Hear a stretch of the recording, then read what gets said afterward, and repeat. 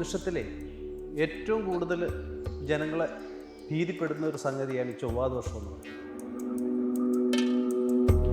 വളർന്നു വരുന്ന സ്ത്രീകൾക്കാണെങ്കിലും പുരുഷന്മാർക്കാണെങ്കിലും അവരാദ്യമായിട്ട് ചിന്തിക്കുന്നത് എനിക്ക് ചൊവ്വാദോഷമുണ്ടോ, എനിക്ക് ചൊവ്വാദോഷമുണ്ടോ എന്ന്. ചൊവ്വാദോഷത്തെക്കുറിച്ചാണ് പറയുന്നത്.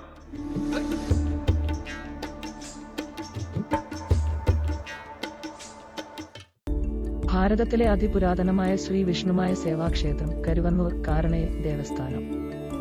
ഇന്ന് ഈ ജ്യോതിഷത്തിലെ ഏറ്റവും കൂടുതൽ ജനങ്ങളെ ഭീതിപ്പെടുന്ന ഒരു സംഗതിയാണ് ഈ ചൊവ്വാദോഷം എന്ന് പറയുന്നത്.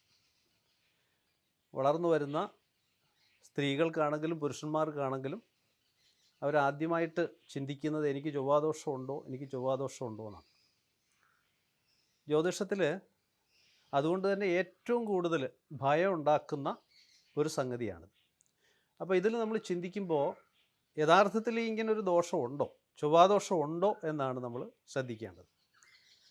ആചാര്യന്മാർ പറയുന്നത് ശ്രദ്ധിച്ച് അല്ലെങ്കിൽ വളരെ ശ്രദ്ധയോടെ അല്ലെങ്കിൽ സൂക്ഷ്മ നിരീക്ഷണം നടത്തിയാൽ നമുക്ക് മനസ്സിലാക്കും ഈ ചൊവ്വാദോഷം എന്ന് പറയുന്നൊരു സംഗതി ഇല്ല. കാരണം ഒരു മനുഷ്യന് അവൻ്റെ കർമ്മം ചെയ്യണമെന്നുണ്ടെങ്കിൽ ചൊവ്വ വേണം.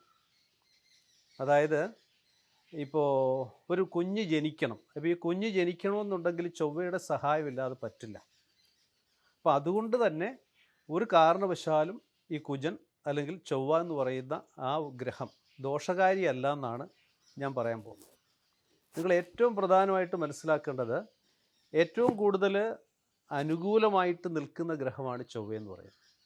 പക്ഷേ എന്തുകൊണ്ട് എന്നറിയില്ല, നമ്മുടെ ഈ ശാസ്ത്രത്തിന് തന്നെ അവമതിപ്പുണ്ടാക്കുന്ന രീതിയിലാണ് ഇന്ന് ഈ ചൊവ്വ എന്ന് പറയുന്ന ഗ്രഹം കാണപ്പെടുന്നത്. അതിൽ ഞാൻ ഉൾപ്പെടുന്ന ജ്യോതിഷന്മാരുടെ നല്ലൊരു പങ്കുണ്ട് എന്നുള്ളത് ഒരു സത്യം തന്നെയാണ്. കാരണം ജാതകം പരിശോധിക്കുമ്പോൾ ഇപ്പോൾ 7-ലോ അല്ലെങ്കിൽ 8-ലോ കുജൻ നിന്നാൽ അല്ലെങ്കിൽ ചൊവ്വ നിന്നാൽ അവരുടെ വിവാഹം മുടങ്ങിപ്പോകുമെന്നും അല്ലെങ്കിൽ വിവാഹം കഴിച്ചു കഴിഞ്ഞാൽ ഭർത്തൃമരണം അല്ലെങ്കിൽ ഭാര്യാമരണം ഉണ്ടാകുമെന്നൊക്കെ വളരെ തെറ്റായ രീതിയിലാണ് പ്രചരിപ്പിക്കുന്നത്. അപ്പോൾ നമ്മളിതിനകത്ത് മനസ്സിലാക്കേണ്ടത് ഓരോ ജാതകവും വളരെ സൂക്ഷ്മമായിട്ട് നിരീക്ഷിക്കണം. ഓരോ ജാതകവും നിരീക്ഷിക്കുമ്പോഴാണ് ആചാര്യന്മാർ പറഞ്ഞിട്ടുള്ള കാര്യങ്ങൾ വളരെ ഭംഗിയായിട്ട് അല്ലെങ്കിൽ അതിൻ്റെ ഒരു ഗുണം എന്താണെന്ന് മനസ്സിലാക്കുന്നത്. അതായത് ഈ ശാസ്ത്രം തന്നെ രൂപപ്പെടുത്തിയിരിക്കുന്നത് മനുഷ്യൻ്റെ നന്മയ്ക്ക് വേണ്ടി മാത്രമാണ്. ഏതെങ്കിലും ഒരു തരത്തിൽ ഒരു ദോഷം ഒരു ഗ്രഹം ഉണ്ടാക്കുന്നു എന്ന് കണ്ടു കഴിഞ്ഞാൽ 4 വിധത്തിലുള്ള പരിഹാരങ്ങളും ആചാര്യന്മാർ നിർദ്ദേശിച്ചിട്ടുണ്ട്. പക്ഷേ ഈ പരിഹാരങ്ങളെയൊക്കെ മറച്ചു വെച്ചിട്ട് ദോഷങ്ങളെ മാത്രം എടുത്ത് പ്രൊജക്റ്റ് ചെയ്യുന്ന ഒരു രീതിയാണ്. അപ്പോൾ അത് ഒന്ന് വ്യക്തമാക്കുക എന്നുള്ളതാണ് ലക്ഷ്യം. അതുകൊണ്ട് ചൊവ്വാദോഷം എന്ന് പറഞ്ഞൊരു സംഗതി ഇല്ല. ചൊവ്വാദോഷത്തെ കൊണ്ട് ഒരു കാരണവശാലും ഒരു ആൺകുട്ടിയുടെയോ പെൺകുട്ടിയുടെയോ വിവാഹം മുടങ്ങുന്ന ഒരു സാഹചര്യം ഉണ്ടാകരുത്. അങ്ങനെ ഉണ്ടായിക്കഴിഞ്ഞാൽ തീർച്ചയായിട്ടും നമ്മുടെ ശാസ്ത്രത്തിന് അത് അവമതിപ്പാണ്. അതുകൊണ്ട് തന്നെയാണ് ഈ ശാസ്ത്രത്തെ വളരെ ഭയപ്പാടോടെ ജനങ്ങൾ കാണുന്നത്. ചൊവ്വാദോഷം എന്തോ വലിയ കാര്യമാണ്, ചൊവ്വാദോഷം കൊണ്ട് എൻ്റെ കല്യാണം നടക്കില്ല, അല്ലെങ്കിൽ എൻ്റെ ജീവിതം നശിച്ചു പോയി, അല്ലെങ്കിൽ എനിക്ക് ഏറ്റവും കൂടുതൽ ദുരിതം ഉണ്ടായി എന്നൊക്കെ ഇങ്ങനെയുള്ള ചിന്താഗതികൾ നമ്മുടെ മനസ്സിലേക്കിരിക്കുകയാണ്. അപ്പോൾ ശാസ്ത്രം എന്ന് പറയുന്നത് ജനങ്ങളുടെ അല്ലെങ്കിൽ മനുഷ്യരാശിയുടെ നന്മയ്ക്ക് വേണ്ടിയുള്ളതാണ്. അതെങ്ങനെ നമുക്ക് നന്മയിലാക്കി എടുക്കാം എന്നുള്ളതാണ് ശ്രദ്ധിക്കേണ്ടത്. വൈറ്റമിൻ ഡിയുടെയും ഈസ്ട്രോജന്റെയും കുറവാണ് മിക്ക ലേഡീസിന്റെയും ഹെയർ പ്രോബ്ലംസിന് പ്രധാന കാരണം. സ്ത്രീകളുടെ മുടി വളർച്ചയ്ക്കും ശക്തിക്കും അത്യാവശ്യമായ വൈറ്റമിൻ ഡിയാലും ഹെർബൽ ഈസ്ട്രോജനാലും സമ്പുഷ്ടമായ ആദ്യത്തെ hair elixir Amritveni hair elixir for women. അപ്പോൾ ഇതുപോലെ തന്നെ ദോഷം ഉണ്ടാക്കുന്ന ഗ്രഹമാണെന്ന് പ്രചരിപ്പിക്കുന്ന അല്ലെങ്കിൽ പേരുദോഷം കേൾക്കുന്ന ഒരു ഗ്രഹമാണ് ശനി എന്ന് പറയും. അപ്പോൾ ചൊവ്വയും ശനിയും ഈ 2 ഗ്രഹങ്ങളെയാണ് ജനങ്ങൾക്ക് പേടി. ജാതകം എഴുതുമ്പോൾ തന്നെ ആൾക്കാർ നമ്മളോട് ചോദിക്കും, ഈ ചൊവ്വാദോഷം വല്ലതും ഉണ്ടോ അല്ലെങ്കിൽ ശനിദോഷം വല്ലതും ഉണ്ടോ എന്നാണ്. നമ്മൾ മനസ്സിലാക്കേണ്ടത് ഒരു സ്കൂളിലെ ഒരു കണക്ക് മാഷിനോടും ഒരു പ്രധാന അധ്യാപകനോടും കമ്പയർ ചെയ്യുന്ന 2 ഗ്രഹങ്ങളാണിവ. കാരണം നമുക്കറിയാം ഈ 2 അധ്യാപകരെയും നമുക്ക് പേടിയാണ്. കണക്ക് സാറിനെ പേടിയാണ്, പ്രധാന അധ്യാപകനെ ഹെഡ് മാസ്റ്ററെയും പേടിയാണ്. എന്ന് വിചാരിച്ചിട്ട് അവർ നമുക്ക് ദ്രോഹം ചെയ്യത്തില്ല. അവർ നമ്മുടെ രക്ഷയ്ക്ക് വേണ്ടി അല്പ ശിക്ഷയൊക്കെ തന്ന് നമ്മളെ രക്ഷിക്കാനാണ് നോക്കുന്നത്. അതുപോലെയാണ് ഈ 2 ഗ്രഹങ്ങളുമെന്ന് മനസ്സിലാക്കുക. ഇപ്പോൾ ഉദാഹരണത്തിന് മേട ലഗ്നമായിട്ട് ഒരു വ്യക്തി ജനിക്കുന്നു എന്നിരിക്കട്ടെ. അപ്പോൾ മേട ലഗ്നമായിട്ട് ഒരു വ്യക്തി ജനിക്കുമ്പോൾ അതിൻ്റെ ലഗ്നാധിപനാണ് ചൊവ്വ. അപ്പോൾ ഈ ലഗ്നാധിപൻ എന്ന് പറയുന്ന ഗ്രഹത്തിൻ്റെ ജോലി എന്താണ്? ഈ വ്യക്തിയെ എല്ലാ ദുരിതങ്ങളിൽ നിന്നും രക്ഷിക്കുക എന്നുള്ളത്. അതാണ് നമ്മൾ മനസ്സിലാക്കുന്നത്. അപ്പോൾ മേട ലഗ്നമായിട്ട് ജനിക്കുന്ന ഒരു വ്യക്തി അല്ലെങ്കിൽ മേടക്കൂറിൽ ജനിക്കുന്ന ഒരു വ്യക്തി, ആ വ്യക്തിയുടെ 1-ാം നമ്പർ ഗുണം ചെയ്യുന്ന അല്ലെങ്കിൽ ഏറ്റവും പ്രധാനമായിട്ട് ഗുണം ചെയ്യുന്ന ഗ്രഹമാണ് കുജൻ അഥവാ ചൊവ്വ എന്ന് പറയുന്നത്. ആ ചൊവ്വ ഒരിക്കലും നമ്മളെ എന്ത് ചെയ്യില്ല, ദ്രോഹിക്കില്ല. ആ ഗ്രഹം എവിടെ നിന്നാലും 7-ലോ 8-ലോ 12-ലോ 2-ലോ 4-ലോ എവിടെ നിന്നാലും ശരി, നമുക്കതുകൊണ്ട് ഗുണമേ ഉണ്ടാകും. പക്ഷേ നമ്മൾ എന്താണ് സാധാരണഗതിയിൽ ചെയ്തു വരുന്നത്? ഈ മേടലഗ്നമായിട്ട് ജനിക്കുന്ന ഒരു വ്യക്തി അല്ലെങ്കിൽ മേടക്കൂറിൽ ജനിക്കുന്ന ഒരു വ്യക്തി, ഈ വ്യക്തിയുടെ ജാതകത്തിൽ ചൊവ്വ 7-ലോ 8-ലോ നിന്നാൽ സാധാരണ ആൾക്കാർ പറയും, ഓ ഇത് ചൊവ്വാദോഷമാണ് അല്ലെങ്കിൽ കടുത്ത ദോഷമാണ്, ഇവർക്ക് വിവാഹം മുടങ്ങിപ്പോകും. പക്ഷെ അത് തെറ്റാണ്. ഈ ലഗ്നാധിപൻ എന്ന് പറയുന്ന ഗ്രഹം ഒരു വ്യക്തിയെ ജീവിതത്തിലെ ജനനം മുതൽ മരണം വരെ എല്ലാ വിധത്തിലുള്ള ദുരിതങ്ങളും ഒഴിവാക്കി അവനെ രക്ഷിക്കാനുള്ള ശേഷിയുള്ള ഗ്രഹമാണ്. അപ്പോൾ ആ ഗ്രഹം എന്താണ് ചെയ്യുന്നതെന്ന് ചോദിച്ചാൽ അവനെ രക്ഷിക്കും. അതുകൊണ്ട് മേടക്കൂറിലോ അല്ലെങ്കിൽ മേടം ലഗ്നമായിട്ട് ജനിച്ചവർക്കോ ഒരു തരത്തിലും ഈ ചൊവ്വ ദോഷം ചെയ്യില്ല. അവർക്ക് ഏത് ഭാവങ്ങളിൽ നിന്നാലും ഈ ഒരു കാരണം കൊണ്ട് ഒരു കാരണവശാലും വിവാഹം മുടക്കരുത്. വളരെ വ്യക്തമായിട്ട് ആചാര്യന്മാർ പല ഗ്രന്ഥങ്ങളിൽ എഴുതിയിട്ടുണ്ട്. പക്ഷേ ഈ പരിഹാരങ്ങൾ എഴുതിയിരിക്കുന്ന ഗ്രന്ഥങ്ങളൊക്കെ നമ്മൾ മറച്ചു വയ്ക്കും.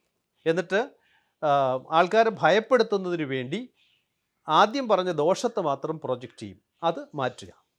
ഇനി ഇടവലഗ്നം നോക്കാം. ഇടവലഗ്നം എന്ന് പറയുമ്പോഴത്തേക്ക് ഇടവലഗ്നത്തിൻ്റെ 7-ാം ഭാവാധിപനാണ് ഈ ചൊവ്വ എന്ന് പറയുന്നത്. 7-ാം ഭാവാധിപൻ്റെ ജോലി എന്താണ്? ഒരാൾക്ക് വിവാഹം നടത്തി കൊടുക്കുക എന്നുള്ളതാണ്. അപ്പോൾ അങ്ങനെ ഇരിക്കുന്ന ചൊവ്വ ഇടവലഗ്നക്കാർക്ക് എങ്ങനെ ദോഷം ചെയ്യും?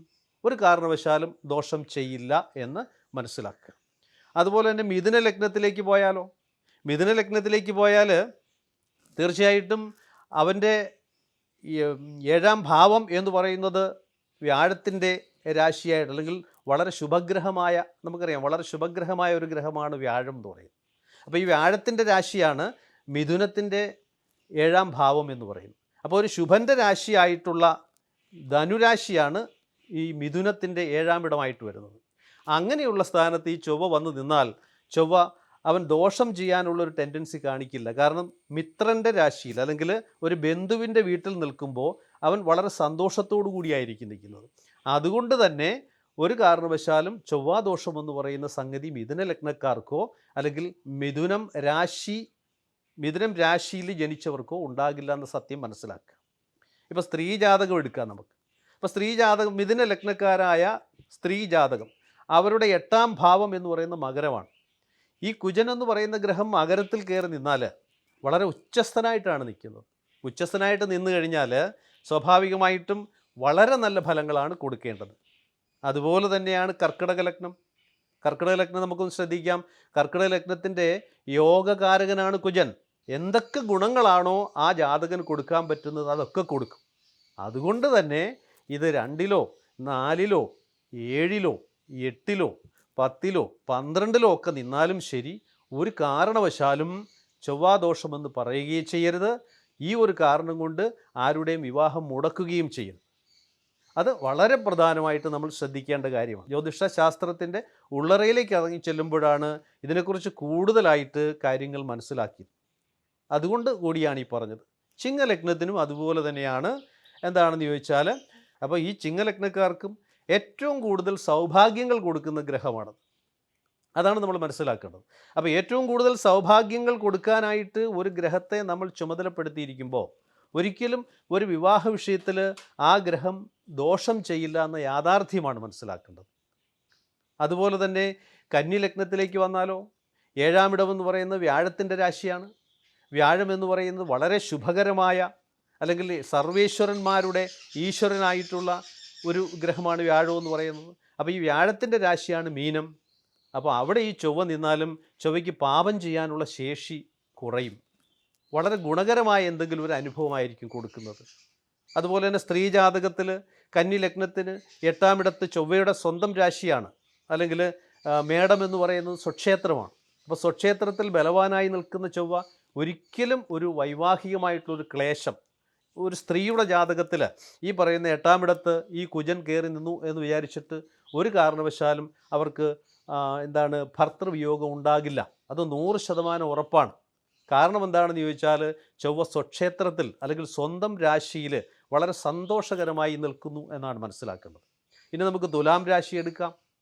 തുലാം രാശിയാണെങ്കിൽ ശുക്രൻ്റെ രാശിയാണ്. പക്ഷേ ആ രാശിയിൽ ജനിക്കുക അല്ലെങ്കിൽ ആ രാശി ലഗ്നമായിട്ട് ജനിക്കുക, ഇതിൻ്റെയൊക്കെ 7-ാം ഭാവാധിപൻ ആര് എന്ന് ചോദിച്ചാൽ ചൊവ്വയാണ്. അപ്പോൾ 7-ാം ഭാവാധിപൻ്റെ പണി എന്താണെന്ന് ചോദിച്ചാൽ നേരത്തെ നമ്മൾ പറഞ്ഞതുപോലെ തന്നെ വിവാഹം നടത്തി കൊടുക്കുക, വൈവാഹികപരമായിട്ടുള്ള ഗുണഗണങ്ങൾ ഉണ്ടാക്കി കൊടുക്കുക എന്നുള്ളതാണ്. അപ്പോൾ തീർച്ചയായിട്ടും ഈ പറയുന്ന തുലാം രാശി ലഗ്നമായിട്ടോ അല്ലെങ്കിൽ തുലാം രാശി ജന്മരാശിയായിട്ടോ ഉള്ളൊരു വ്യക്തി, ആ വ്യക്തിക്ക് 7-ൽ ചൊവ്വ നിന്നാൽ ഒരു കാരണവശാലും വൈവാഹിക ക്ലേശം ഉണ്ടാക്കില്ല. ഇനി നമുക്ക് വൃശ്ചികൻ രാശിയിലേക്ക് വരാം. വൃശ്ചികൻ രാശിയിലേക്ക് വരുമ്പോഴാണ് രസം. വൃശ്ചികൻ രാശി എന്ന് പറയുന്നത് ചൊവ്വയുടെ സ്വന്തം രാശിയാണ്. ചൊവ്വയുടെ സ്വന്തം രാശി. ആ രാശിയിൽ നിൽക്കുന്ന ചൊവ്വ ഒരു കാരണവശാലും ഈ വൈവാഹികമായിട്ടുള്ള ദോഷങ്ങൾ ഉണ്ടാക്കില്ല എന്ന് മാത്രമല്ല, 7-ാമിടം എന്ന് പറയുന്നത് ശുക്രൻ്റെ രാശി ഇടവൻ രാശിയാണ്.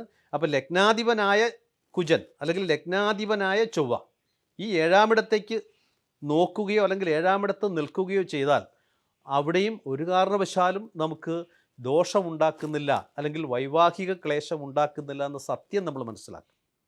ഇനി അടുത്തത് ധനുരാശിയാണ്. ഈ ധനുരാശി എന്ന് പറയുന്നത് വ്യാഴത്തിൻ്റെ രാശിയാണ്. ധനുരാശിയുടെ 5-ാം ഭാവാധിപത്യം ചൊവ്വയ്ക്കുള്ളത് കൊണ്ട് അത് ത്രികോണാധിപൻ എന്ന് പറയും. ത്രികോണാധിപൻ എന്ന് പറയുന്നത് ലഗ്നാധിപനെ പോലെ തന്നെ വളരെയധികം ഗുണം ഒരു ജാതകന് എങ്ങനെ കൊടുക്കാം അത് കൊടുക്കുക എന്നുള്ളത് മാത്രമേ ഉള്ളൂ, അല്ലാതെ ദോഷം ചെയ്യില്ല. അപ്പോൾ അതുകൊണ്ടാണ് ധനു ലഗ്നത്തിൽ ജനിക്കുകയോ അല്ലെങ്കിൽ ധനുരാശിയിൽ ജന്മരാശിയായിട്ട് വരികയോ ചെയ്യുന്നവർക്ക് 7-ൽ ചൊവ്വ നിന്നാൽ ദോഷമില്ല എന്ന് പറയും. പക്ഷേ അങ്ങനെയല്ല ഇവിടെ നമ്മുടെ നാട്ടിൽ പ്രചരിക്കുന്നത്. ഏതെങ്കിലും ഈ ധനുരാശിയുടെ 7-ാമിടത്ത് ചൊവ്വ നിന്നാൽ ആകപ്പാടെ പ്രശ്നമാണ്. പക്ഷേ 100% ഗ്യാരൻ്റി ഉണ്ട്. ഒരു കാരണവശാലും ത്രികോണാധിപനായിട്ടുള്ള ചൊവ്വ ധനുരാശിയുടെ 7-ാമിടത്ത് നിന്ന് കഴിഞ്ഞാൽ ഒരു കാരണവശാലും അവർക്ക് ദോഷം ഉണ്ടാകുന്നില്ല എന്നുള്ളത് വളരെ വ്യക്തമാണ്. ഇനി അടുത്ത രാശി എന്ന് പറഞ്ഞാൽ മകരമാണ്. മകരത്തിൻ്റെ 7-ാമിടം എന്ന് പറയുന്നത് കർക്കിടകം രാശിയാണ്. അപ്പോൾ നമ്മൾ മനസ്സിലാക്കേണ്ടത് കർക്കിടകം രാശിയിൽ ചൊവ്വ കയറി നിന്നാൽ അതിന് ഒരു നീചഭംഗ രാജയോഗത്തോടു കൂടിയാണ് നിൽക്കുന്നത്. കാരണം ചൊവ്വയുടെ നീചരാശിയാണെങ്കിൽ അവിടെ നീചഭംഗം ഉണ്ടാകും. അപ്പോൾ അതുകൊണ്ട് തന്നെ ഈ പറയുന്ന മകരൻ രാശിയുടെ 7-ാമിടത്ത് നിൽക്കുന്ന ചൊവ്വ ഒരു കാരണവശാലും ഒരു ജാതകന് വൈവാഹിക വിഷയത്തിൽ ദോഷം ചെയ്യില്ല എന്ന് മനസ്സിലാക്കുക. പിന്നെ അടുത്ത രാശി എന്ന് പറയുന്നത് കുംഭമാണ്. കുംഭൻ രാശി എന്ന് പറയുമ്പോൾ കുംഭൻ രാശിയുടെ 7-ാമിടം എന്ന് പറയുന്ന ആദിത്യൻ്റെ രാശിയാണ്. ഈ ആദിത്യൻ്റെ രാശിയിൽ ചൊവ്വ നിന്നാൽ ഒരു കാരണവശാലും ദോഷം ചെയ്യില്ല. അപ്പോൾ ഈ കുജൻ ഈ പറയുന്ന ചിങ്ങം രാശിയിൽ നിന്ന് കഴിഞ്ഞാൽ അങ്ങനെയുള്ളവർക്ക് ചൊവ്വാദോഷം കൊണ്ട് വിവാഹം മുടക്കേണ്ട ഒരു കാര്യവുമില്ല. അതുപോലെ നമുക്ക് മീനൻ രാശി എടുത്താലോ. മീനൻ രാശിയുടെ 2-ഉം 9-ഉം ഭാവാധിപത്യം ചൊവ്വയ്ക്കുണ്ട്. അപ്പോൾ അങ്ങനെ വരുമ്പോഴത്തേക്ക് ഡബിൾ ത്രികോണാധിപത്യം വരും. അങ്ങനെ വന്നു കഴിഞ്ഞാൽ അങ്ങനെയുള്ള ഗ്രഹം ഈ പറയുന്ന ഏത് രാശിയിലും 7-ലോ 8-ലോ നിന്നാലും ഒരു കാരണവശാലും അവർക്ക് ചൊവ്വാദോഷം ഇല്ല എന്ന് മനസ്സിലാക്കുക.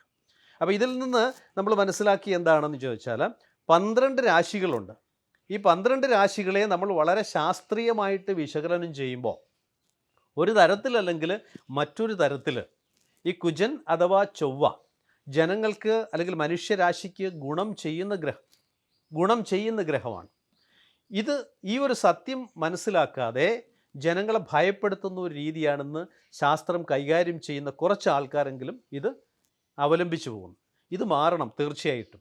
കാരണം ഈ ചൊവ്വാദോഷം കൊണ്ട് ഒരു കാരണവശാലും ഒരാളിൻ്റെയും ജീവിതം മുടങ്ങരുത് അല്ലെങ്കിൽ ഒരാളിൻ്റെയും വിവാഹം മുടങ്ങരുത് എന്നുള്ള സത്യം നമ്മൾ മനസ്സിലാക്കും. ഇനി നമുക്ക് വളരെ വ്യക്തമായിട്ട് പറയുകയാണെങ്കിൽ ഈ അശ്വതി നക്ഷത്രക്കാർ ഇവർക്ക് ചൊവ്വാദോഷം ബാധിക്കില്ല. ചൊവ്വ 7-ലോ 8-ലോ നിന്നാൽ അവർക്ക് വിവാഹം കഴിക്കാം, യാതൊരു പ്രശ്നവുമില്ല. എന്താണ് കാരണമെന്ന് ചോദിച്ചാൽ ചൊവ്വയുടെ രാശി ജനിച്ചവരാണ്. അതുകൊണ്ട് തന്നെയാണ് സ്വന്തം വീട്ടിലെ കുഞ്ഞുങ്ങളെ നമ്മൾ ഒരു കാരണവശാലും ദ്രോഹിക്കത്തില്ല. അവരെ എന്തെങ്കിലും തരത്തിൽ രക്ഷപ്പെടുത്താനേ നോക്കും. ആ തത്വം തന്നെയാണ് ഇവിടെ. അതുപോലെ തന്നെ ഭരണി നക്ഷത്രം ചൊവ്വയുടെ രാശിയിലായതുകൊണ്ട് അവർക്ക് ചൊവ്വാദോഷം ബാധിക്കില്ല. ഏത് 7-ലോ 8-ലോ വന്നു കഴിഞ്ഞാലും നമുക്ക് തീർച്ചയായിട്ടും വിവാഹം നടത്താം. കാർത്തിക എന്ന് പറയുന്ന ആദ്യ പാദം, അതും ഈ പറയുന്ന മേടക്കൂറിലാണ്. അവർക്കും ചൊവ്വാദോഷം നോക്കേണ്ടതേയില്ല, ധൈര്യമായിട്ട് വിവാഹം നടത്താം. അതുപോലെ തന്നെ കർക്കിടകം രാശിയിലേക്ക് വരുമ്പോഴത്തേക്ക് അവിടെ പുണർദത്തിൻ്റെ കാൽഭാഗമുണ്ട്. പുണർദത്തിൻ്റെ കാൽഭാഗം എന്ന് പറയുമ്പോൾ തീർച്ചയായിട്ടും അവർക്ക് ഈ ചൊവ്വാദോഷം ബാധിക്കില്ല. കാരണം എന്താണ്, ഈ പറയുന്ന കർക്കിടകം രാശി ആ കർക്കിടകം രാശിയുടെ യോഗകാരകനാണ് ചൊവ്വ. അതുപോലെ തന്നെ പുണർദം കാലം, അതുകൂടാതെ തന്നെ പൂയം, ആയില്യം, ഈ നക്ഷത്രക്കാർക്കും ചൊവ്വാദോഷം പറയേണ്ടതില്ല. ചിങ്ങൻ രാശിയിലേക്ക് വന്നാൽ അവിടെ മകമുണ്ട്, പൂരമുണ്ട്, ഉത്രം കാലുണ്ട്. അപ്പോൾ ഈ നക്ഷത്രക്കാരെയും ഒരു കാരണവശാലും ചൊവ്വാദോഷം ബാധിക്കില്ല. കാരണം ഈ പറയുന്ന ചിങ്ങൻ രാശിയുടെ യോഗകാരകനാണ്, അവർക്ക് ഗുണം ചെയ്യുന്ന ഗ്രഹമാണ് ഈ ചൊവ്വ എന്ന് പറയുന്നത്. അതുകൊണ്ട് അവർക്ക് ബാധിക്കില്ല. നേരെ തിരിച്ചിട്ട് വൃശ്ചികൻ രാശിയിലേക്ക് വരിക. വൃശ്ചികൻ രാശി എന്ന് പറയുന്നത് ഈ പറയുന്ന ചൊവ്വയുടെ സ്വന്തം ക്ഷേത്രമാണ്. ആ രാശിയിൽ നിൽക്കുന്ന വിശാഖം, കാല്, അനിഴം, കേട്ട, ഈ നക്ഷത്രങ്ങളുണ്ട്. ഇവരെയും ഒരു കാരണവശാലും ഈ ചൊവ്വ ദോഷം ബാധിക്കില്ല. ധനുരാശിയിലേക്ക് വന്നാലോ, ധനുരാശിയുടെ 5ാം ഭാവാധിപനാണ് ചൊവ്വ. അതുകൊണ്ട് തന്നെ മൂലം, പൂരാടം, ഉത്രാടം നക്ഷത്രക്കാർക്ക് ചൊവ്വാദോഷം ബാധിക്കില്ല. മീനൻ രാശിയിലേക്ക് വന്നാൽ പൂരിട്ടാതിയുടെ കാൽഭാഗമുണ്ട്, ഉത്രട്ടാതിയുണ്ട്, രേവതിയുണ്ട്. ഇവരെയും ചൊവ്വ ഒരു കാരണവശാലും ദോഷമായിട്ട് ബാധിക്കില്ല. അതാണ് നമ്മൾ മനസ്സിലാക്കേണ്ടത്. ഇത് കൂടാതെ തന്നെ വേറെയും പ്രത്യേകതകളുണ്ട്. അതാണ് ഇപ്പോൾ ചൊവ്വയുടെ മിത്രങ്ങൾ ആരാണെന്ന് ആദ്യം ഒന്ന് പരിശോധിക്കാം. ആദിത്യൻ അല്ലെങ്കിൽ രവി. ഈ ആദിത്യൻ അഥവാ രവി എന്ന് പറയുന്ന ചൊവ്വയുടെ ഏറ്റവും കൂടുതൽ അടുത്ത ബന്ധുവായതുകൊണ്ട് കാർത്തികയും ഉത്രവും ഉത്രാടവും ഈ 3 നാൾ പ്രത്യേകമായിട്ട് എടുത്തു പറയുന്നു. ഇവരെ ഒരു കാരണവശാലും ചൊവ്വാദോഷം ബാധിക്കില്ല. ഇവർക്കും 7ലോ 8ലോ ചൊവ്വയുണ്ടെങ്കിൽ അത് പരിഗണിക്കേണ്ട കാര്യമേ ഇല്ല. അതാണ് മനസ്സിലാക്കേണ്ടത്. വീണ്ടും അതുപോലെ പിന്നെ അടുത്തത് ബുധനാണ്. ആദിത്യൻ്റെ ബന്ധുവാണ് ബുധൻ. ബുധന് ആയില്യം, തൃക്കേട്ട, രേവതി എന്നീ 3 നക്ഷത്രങ്ങളുണ്ട്. അപ്പോൾ ഈ 3 നക്ഷത്രക്കാർ ആദിത്യൻ്റെ ബന്ധുവായതുകൊണ്ട് ഈ 3 നക്ഷത്രത്തിൽ ജനിക്കുന്നവർക്കും ഈ പറയുന്ന ചൊവ്വാദോഷം എന്ന് പറയുന്നത് ബാധിക്കുകയില്ല. ഇനി ചൊവ്വയുടെ മറ്റൊരു ബന്ധുവായിട്ടുള്ള ഗ്രഹം നോക്കാം, വ്യാഴം. വ്യാഴത്തിന് 3 നക്ഷത്രങ്ങളുണ്ട്. അത് പുണർദം, വിശാഖം, പൂരിട്ടാതി എന്നീ നക്ഷത്രങ്ങളാണ്. അപ്പം ഇങ്ങനെ ഈ നക്ഷത്രത്തിൽ ജനിച്ചവരെയും ചൊവ്വയ്ക്ക് ദ്രോഹിക്കാൻ കഴിയില്ല, അല്ലെങ്കിൽ ചൊവ്വാദോഷം കൊണ്ട് ബുദ്ധിമുട്ടിക്കാൻ കഴിയില്ല എന്ന് മനസ്സിലാക്കുക. അതാണ്. അപ്പം ഇങ്ങനെയുള്ള ഈ പ്രത്യേകതകളൊക്കെയുള്ള, അല്ലെങ്കിൽ ഇത്രയും സൗകര്യങ്ങൾ, സാധ്യതകളുള്ള ഈ ചൊവ്വയാണ് നമ്മൾ വളരെ നിസ്സാരമായിട്ടുള്ള ചില ഭാവങ്ങളിൽ, ഇപ്പോൾ ഉദാഹരണത്തിന് വൈവാഹികമായിട്ട് പറയുകയാണെങ്കിൽ പുരുഷ ജാതകത്തിൽ 7ലാണ് ഏറ്റവും പ്രശ്നമായിട്ട് എടുക്കുന്നത്. സ്ത്രീ ജാതകത്തിൽ 7ലും 8ലും പ്രശ്നമായിട്ട് എടുക്കും. അപ്പോൾ ഇത്രയും വിശാലമായിട്ട് ആചാര്യന്മാർ ഈ ഗ്രന്ഥങ്ങളിൽ കാര്യങ്ങൾ രചിച്ചു വെച്ചിരിക്കുന്നത് കൊണ്ട് തന്നെ ശാസ്ത്രീയമായിട്ട് ഇതിനെ അവലംബിക്കുമ്പോൾ ഇതൊരു കാരണവശാലും ദോഷങ്ങൾ ഈ ചൊവ്വ കൊണ്ട് ഉണ്ടാകുന്നില്ല എന്ന് മനസ്സിലാക്കണം. പിന്നെ എന്തുകൊണ്ട് ദോഷങ്ങൾ ഉണ്ടാകുന്നു എന്ന് ചോദിച്ചാൽ മറ്റ് ചില ഗ്രഹങ്ങളുടെ പ്രത്യേകതകൾ കൊണ്ടായിരിക്കാം അത് ഉണ്ടാകുന്നത്. എന്നിട്ട് പതുക്കെ അത് ഈ ഗ്രഹത്തിലേക്ക് ആരോപിക്കപ്പെടുകയാണ്. ഇതിൻ്റെ എല്ലാ പരിഹാരങ്ങളും ആചാര്യന്മാർ ശശാങ്ക ശാരദീയം എന്ന് പറയുന്ന ഒരു ഗ്രന്ഥത്തിൽ വളരെ വ്യക്തമായിട്ട് പറഞ്ഞിട്ടുണ്ട്.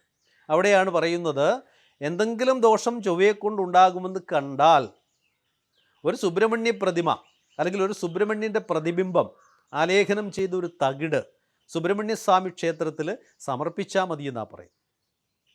അതുപോലെ പാപഗ്രഹങ്ങൾ വേറെയും പറയുന്നുണ്ട്. ഇപ്പോൾ 7ാമിടത്ത് ശനിയാണ് നിൽക്കുന്നതെന്നിരിക്കട്ടെ, അവിടെ ഒരു കിരാതമൂർത്തിയുടെ പ്രതിമ സമർപ്പിക്കാനാണ് ശശാങ്ക ശാരദീയത്തിൽ പറയുന്നത്. അതുപോലെ തന്നെ മറ്റൊരു പരിഹാരമായിട്ട് പറയുന്നത്, രാഹുവാണ് 7ാമിടത്ത് നിൽക്കുന്നതെങ്കിൽ ഒരു വെള്ളിയിലുള്ള പഞ്ചശിരസ്സുള്ള ഒരു നാഗത്തിൻ്റെ രൂപം സർപ്പക്ഷേത്രത്തിൽ സമർപ്പിക്കാൻ പറയുന്നുണ്ട്. കേതുവാണ് നിൽക്കുന്നതെന്നുണ്ടെങ്കിൽ ഒരു ഗണപതിയുടെ രൂപം സമർപ്പിക്കാൻ പറയുന്നുണ്ട്. ഇപ്രകാരം ഈ പാപഗ്രഹങ്ങൾ ഏതെങ്കിലും ഭാവത്തിൽ നിന്നാൽ 2ലോ 4ലോ 7ലോ 8ലോ 1ലോ നിന്നാൽ ഇപ്രകാരമുള്ള ഗ്രഹങ്ങളുടെ പ്രതിരൂപങ്ങളായ ഈ ദേവതകളുടെ ബിംബങ്ങൾ സമർപ്പിച്ച് നമുക്ക് തീർച്ചയായിട്ടും അതിന് പരിഹാരം ചെയ്യാമെന്ന് പറയുന്നുണ്ട്. അതിനെല്ലാവരും ശ്രദ്ധിക്കേണ്ടത് ശശാങ്ക ശാരദീയം എന്നൊരു ഗ്രന്ഥം തന്നെയാണ്. അതിനകത്താണ് അതിലാണ് ഈ പരിഹാരങ്ങളൊക്കെ വളരെ വ്യക്തമായിട്ട് പറഞ്ഞിരിക്കുന്നത്. അപ്പോൾ ഗുണങ്ങളെക്കുറിച്ച് പറയുന്നത് പോലെ തന്നെ ദോഷങ്ങളും പറഞ്ഞിട്ടുണ്ട്. ദോഷങ്ങൾക്ക് വളരെ വ്യക്തമായിട്ട് പരിഹാരങ്ങളും പറഞ്ഞിട്ടുണ്ട്. അപ്പോൾ ഇത്തരം പരിഹാരങ്ങളൊക്കെ ചെയ്തിട്ട് നമുക്ക് തീർച്ചയായിട്ടും ഈ ശാസ്ത്രത്തിൻ്റെ ഗുണഗണങ്ങൾ മാത്രം വേർതിരിച്ചെടുക്കണം എന്നാണ് പറയുന്നത്. അതുകൊണ്ട് തന്നെ ഒരു കാരണവശാലും ചൊവ്വാദോഷം കൊണ്ട് ഇനി ഒരു വിവാഹം മുടങ്ങരുത്. അതിനുവേണ്ടിയാണ് നമ്മൾ ശ്രമിക്കേണ്ടത്. ശാസ്ത്രത്തിൻ്റെ എല്ലാ വഴികളും പരിശോധിക്കുക, ഗ്രന്ഥങ്ങൾ പരിശോധിക്കുക. തീർച്ചയായിട്ടും നമുക്കതിൽ കാര്യങ്ങൾ മനസ്സിലാക്കാൻ പറ്റും. ഇപ്പോൾ നമ്മുടെ നാട്ടിൽ പ്രചരിച്ചിരിക്കുന്ന ഒരു രീതി എന്ന് പറഞ്ഞാൽ, ഈ ചൊവ്വാദോഷം ഉള്ളവരെ തന്നെ കല്യാണം കഴിക്കണം. അതല്ലെങ്കിൽ ഒരുപാട് ബുദ്ധിമുട്ടുകൾ ഉണ്ടാകുമെന്നാണ് സാധാരണഗതിയിൽ വളരെ പണ്ട് കാലം മുതലേ പ്രചരിച്ചു വരുന്ന ഒരു രീതി എന്ന് പറയുന്നത്. ഇതിൻ്റെ സത്യത്തെക്കുറിച്ചാണ് ഞാനീ പറയുന്നത്. ചൊവ്വാദോഷം എന്ന് പറഞ്ഞാൽ എന്താണെന്നാണ് നമ്മൾ ആദ്യം മനസ്സിലാക്കേണ്ടത്. പാവനായിട്ടുള്ള ചൊവ്വ സ്ത്രീയുടെ ജാതകത്തിൽ 7-ലോ 8-ലോ നിൽക്കുക, അല്ലെങ്കിൽ പുരുഷ ജാതകത്തിൽ 7-ൽ നിൽക്കുക എന്നുള്ളതാണ്. പക്ഷേ ഈ ചൊവ്വ എന്ന് പറയുന്നത് പൊതുവേ പറയുമ്പോൾ ഒരു പാപഗ്രഹമാണെങ്കിലും ജാതക അനുസരിച്ച്, അല്ലെങ്കിൽ ജാതകത്തിലെ ലഗ്നം അല്ലെങ്കിൽ ജന്മരാശി അനുസരിച്ച് പാപനാണോ എന്നാണ് ആദ്യം നമ്മൾ മനസ്സിലാക്കേണ്ടത്. ഇപ്പം ഞാൻ ഈ പറഞ്ഞ രീതി വെച്ച് നോക്കുമ്പോൾ 99% ജാതകർക്കും ചൊവ്വ ദോഷമല്ല. എല്ലാവർക്കും ഒരുപോലെ അല്ല ജാതകം എന്ന് പറയുന്നത്. ചിലർക്ക് ചന്ദ്രനായിരിക്കാം ബുദ്ധിമുട്ടുണ്ടാക്കുന്നത്, ചിലർക്ക് വ്യാഴമായിരിക്കാം ബുദ്ധിമുട്ടുണ്ടാക്കുന്നത്, ചിലർക്ക് ശുക്രനായിരിക്കാം ബുദ്ധിമുട്ടുണ്ടാക്കുന്നത്. അപ്പം നമ്മൾ ജനിച്ച സമയം വെച്ചിട്ട് നമ്മുടെ ലഗ്നം ഏതാണെന്നാണ് ആദ്യം നമ്മൾ മനസ്സിലാക്കേണ്ടത്. ആ ലഗ്നം ഏതാണെന്ന് ആദ്യം മനസ്സിലാക്കിയതിന് ശേഷമാണ് ഈ ചൊവ്വ നമുക്ക് ഗുണമോ ദോഷമോ എന്ന് മനസ്സിലാക്കേണ്ടത്. അങ്ങനെ നോക്കുമ്പോൾ 99% ജാതകർക്കും ഈ ചൊവ്വ ദോഷമല്ല. ഇനി ആർക്കെങ്കിലും എന്തെങ്കിലും ദോഷം സംഭവിക്കുന്നുണ്ട് എങ്കിൽ അത് മറ്റ് ഗ്രഹങ്ങളുടെ ദോഷം കൊണ്ടായിരിക്കും. പക്ഷേ ഈ ദോഷത്തെ നമ്മൾ ശ്രദ്ധിക്കാതെ ഈ പറയുന്ന ചൊവ്വയിലേക്കാണ് ഇത് ആരോപിക്കപ്പെടുന്നത്. അതുകൊണ്ട് ശാസ്ത്രീയ വിശകലനം ചെയ്യുന്ന ജാതകങ്ങൾ, അല്ലെങ്കിൽ ജാതകത്തെ ശാസ്ത്രീയമായിട്ട് വിശകലനം ചെയ്യുന്ന ഒരു വ്യക്തിക്ക്, ജാതകത്തെ ശാസ്ത്രീയമായിട്ട് വിശകലനം ചെയ്യുന്ന ഒരു ജ്യോതിഷന് ഒരു കാരണവശാലും ചൊവ്വാദോഷം കൊണ്ട് വിവാഹം മുടക്കാൻ പറയാൻ കഴിയുകയില്ല എന്നുള്ളതാണ് സത്യം. കാരണം അതുകൊണ്ട് തന്നെ നമ്മുടെ നാട്ടിലിപ്പോൾ വരുന്നത് എന്താണ്? ചൊവ്വാദോഷം ഉള്ളത് കൊണ്ട് വിവാഹം മുടങ്ങുന്നു എന്ന് പറഞ്ഞാൽ ഉടൻ തന്നെ ശാസ്ത്രത്തിനോടുള്ള വിശ്വാസം പോവുകയാണ്. എന്നിട്ട് സ്ത്രീ പുരുഷന്മാർ ഇതൊന്നും നോക്കാതെ വിവാഹം കഴിക്കുകയാണ്. അപ്പോൾ ഈ രീതിയിലേക്ക് നമ്മുടെ ശാസ്ത്രത്തെ കൊണ്ട് എത്തിച്ചത് ഇത് കൈകാര്യം ചെയ്യുന്ന ആൾക്കാർ തന്നെയായിരിക്കും. അതുകൊണ്ട് തീർച്ചയായിട്ടും ഇതിനെ ശാസ്ത്രീയമായിട്ട് വിശകലനം ചെയ്താൽ, അല്ലെങ്കിൽ ഇതിൻ്റെ ഉള്ളറയിലേക്ക് ഇറങ്ങിച്ചെന്നാൽ വളരെ മനോഹരമായിട്ടുള്ള, അല്ലെങ്കിൽ മനുഷ്യൻ്റെ ജീവിത വിജയത്തിന് വേണ്ടി വളരെ മനോഹരമായിട്ടുള്ള കാര്യങ്ങളും അതിൻ്റെ ദോഷങ്ങളുണ്ടെങ്കിൽ അതിൻ്റെ പരിഹാരങ്ങളും വളരെ വ്യക്തമായിട്ട് ആചാര്യന്മാർ രേഖപ്പെടുത്തിയിട്ടുണ്ട് എന്ന് മനസ്സിലാക്കുക. അതിന് ശരിയായിട്ട് മനസ്സിലാക്കാൻ കഴിയണം.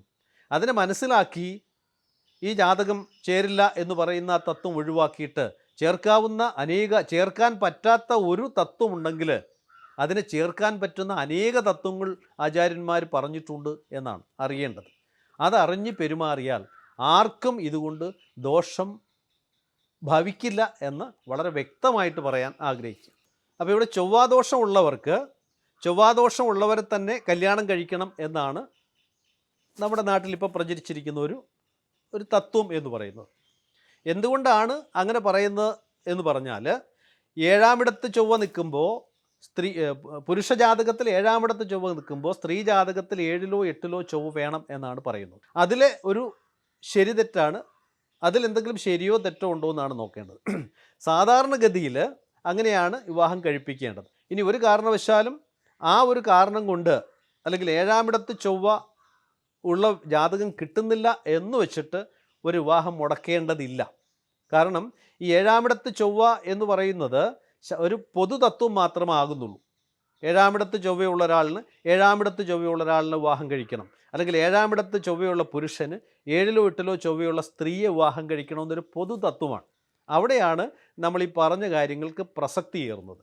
കാരണം 12 രാശികളുണ്ട്, 12 ഗ്രഹങ്ങളുടെ വീടുകളാണ് ഈ 12 രാശി. ഇപ്പം മേടത്തിൻ്റെ 7 എന്ന് പറയുന്നത് തുലാമാകുന്നു, ഇടവത്തിൻ്റെ 7 എന്ന് പറയുന്നത് വൃശ്ചികമാകുന്നു. ഈ 2 7-ഉം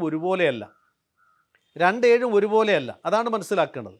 അപ്പോൾ എല്ലാ 7-ലും, അല്ലെങ്കിൽ എല്ലാവരുടെ ജാതകത്തിലും 7-ൽ ചൊവ്വ നിന്നാൽ ഒരുപോലെ അല്ല എന്നുള്ളത് കൊണ്ടാണ് വളരെ വ്യക്തമായിട്ട് പറയുന്നു, ആരുടെയെങ്കിലും ജാതകത്തിൽ 7-ൽ ചൊവ്വയുണ്ട് എങ്കിൽ ഇല്ലാത്ത ആൾക്കാരുടെ വിവാഹം നടത്താം. അതിനുള്ള കാര്യങ്ങൾ മറുജാതകത്തിൽ അല്ലെങ്കിൽ സ്ത്രീ പുരുഷ ജാതകങ്ങൾ ശ്രദ്ധിക്കുമ്പോൾ പുരുഷൻ്റെ ജാതകത്തിൽ 7-ൽ ചൊവ്വയുണ്ട് എങ്കിൽ നമ്മുടെ കയ്യിലേക്കൊരു സ്ത്രീ ജാതകം വരികയാണ്, അതിൽ 7-ലോ 8-ലോ ചൊവ്വ ഇല്ലാന്നിരിക്കട്ടെ, വിവാഹം നടത്താനുള്ള ആയിരക്കണക്കിന് നിയമങ്ങൾ അതിലുണ്ട്. അത് നമ്മൾ വളരെ ശാസ്ത്രീയമായിട്ട് നിരീക്ഷണം നടത്തണം. അതാണ് മനസ്സിലാക്കേണ്ടത്. അവിടെയാണ് ഈ പരിഹാരങ്ങൾ ആചാര്യൻ പറഞ്ഞിരിക്കുന്നത്. അപ്പോൾ അതുകൊണ്ട് ഈ ചൊവ്വ ദോഷമുള്ളവർക്ക് ചൊവ്വാദോഷമുള്ളവരെ മാത്രമേ വിവാഹം കഴിക്കാവൂ എന്ന തത്വം തീർച്ചയായിട്ടും മാറേണ്ടതാണ് എന്നാണ് പറയുന്നത്.